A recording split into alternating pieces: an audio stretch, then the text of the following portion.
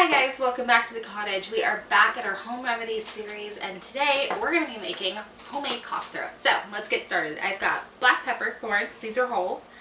I've got ginger that we grew in our garden. If you are not growing it, make sure you look for organic.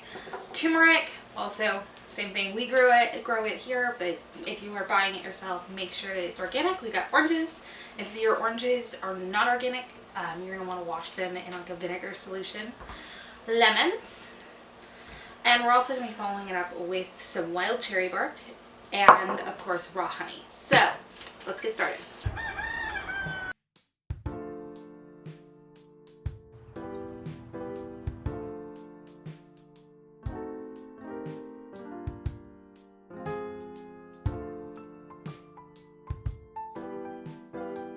Our citrus and then our rhizomes. And we're just going to do slices. And we're going to try not to go in and eat all of these because they smell amazing.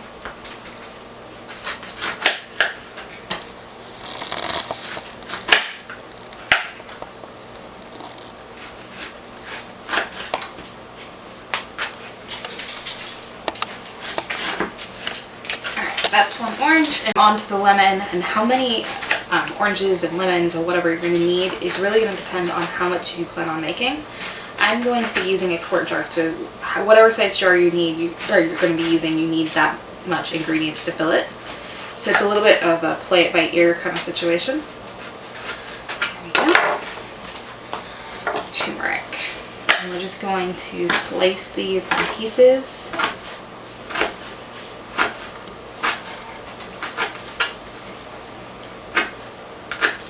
And you're not going to want to heat this. It will destroy the natural benefits, so we're just going to let it ferment in our honey and let that do its thing. I'm going to go ahead and cut both of these.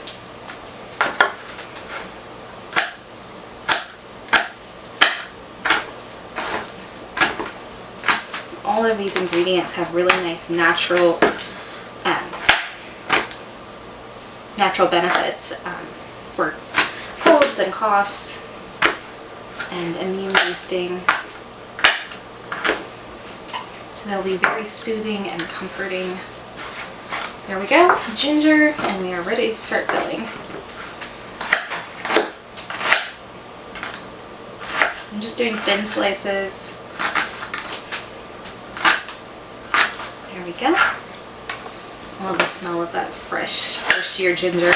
It's not quite as strong smelling as some of the older rhizomes that we've harvested. It smells so good in here. Alright, so I'm going to start with some orange slices. And then just backfill and layer, and we're going to add layers of honey as we go.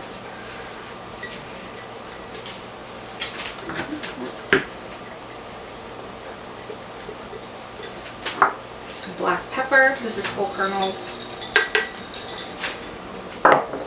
and I've got about a fourth of a cup, excuse me, of wild cherry bark that I'm going to sprinkle between the layers. Actually, this one's already open. Yep.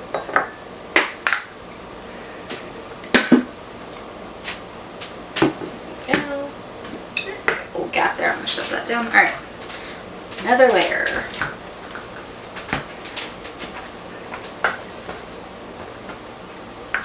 Oops, where'd that go? I bet cinnamon sticks would taste good in that too. I bet that would be.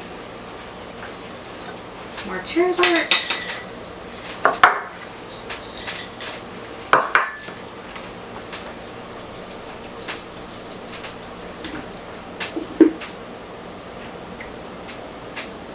I'm just going to backfill this with honey so all the crevices get filled.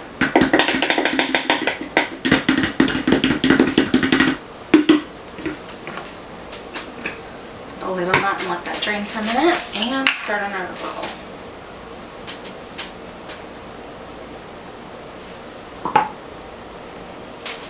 There we go. And it wouldn't hurt to get a long handled spoon or something that you can kind of press the fruit to the side and let the honey filter through the edges so that it completely encompasses your fruit and your other goodies. There we go. Alright. You're just going to keep filling the jar with your ingredients. It does not matter what order you go until your jar is filled.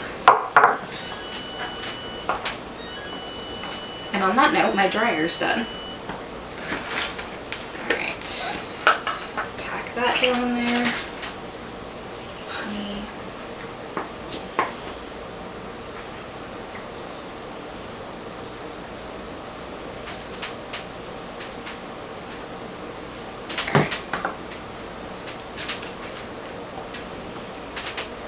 I'm just letting, much like we would in canning, I'm filing the knife down and letting the honey shift through the layers.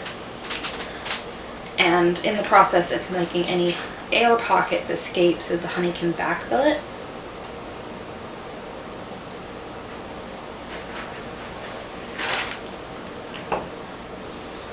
There we go.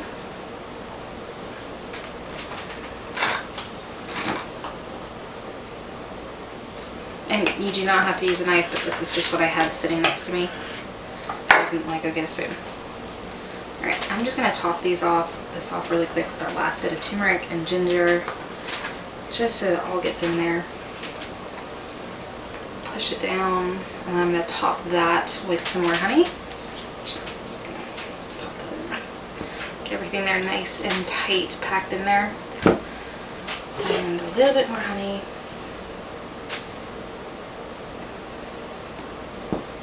Alright, so the recipe will be in the description down below, and I'll link all the ingredients so that you can order the wild cherry bark if you don't happen to have that.